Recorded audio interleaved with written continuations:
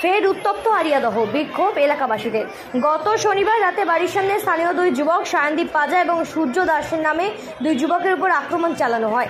প্রথমে বচসার জেরে সেই দুই যুবকের সাথে তর্কাতর্কিতে জড়ায় স্থানীয় এক ক্লাব আরিয়াদহ তালতলা স্পোর্টিং ক্লাবের যুবকদের।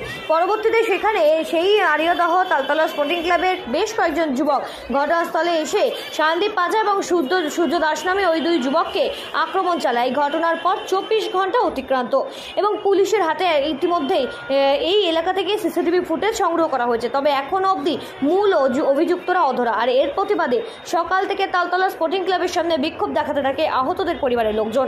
এলাকার লোকজনকে সাথে নিয়ে একজোট হয়ে এলাকা থেকে এই ক্লাব উচ্ছেদ করে দিতে হবে, এমনটাই দাবি জানিয়ে প্রতিবাদ জানানো হয়। ইতিমধ্যে এই ঘটনার জেরে বেলঘরিয়া থানার পুলিশের পক্ষ থেকে কৃষ্ণেন্দু দাস, শামস, মনোজিৎ দাস, অভয় শঙ্কর দুবে, শঙ্কর গোসাই এবং আদিত্য দেখে গ্রেপ্তার করা হয়েছে।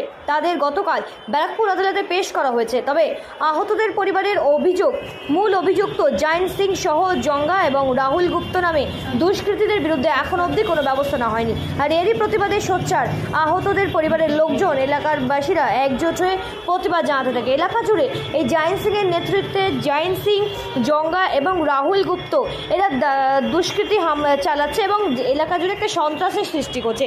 আর এরই প্রতিবাদে সোচ্চার হয় এদিন এই আহতদের পরিবারের লোকজন সহ এলাকার লোকজন। লোকের অবস্থা খুবই খারাপ। এমন নৃশংসভাবে রড বাটাম দিয়ে মেরেছে, যার 5খানা দাঁত, তার মধ্যে 2টো পড়ে গেছে, 3টে এখানটা ভেঙে গেছে, এখানটা প্লাস্টার হয়েছে ক্লিপ করে।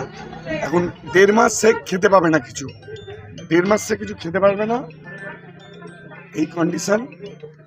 ছেলেরও অবস্থা খারাপ, শুয়ে রয়েছে, কিন্তু জানি না আগামী দিনে কি হবে।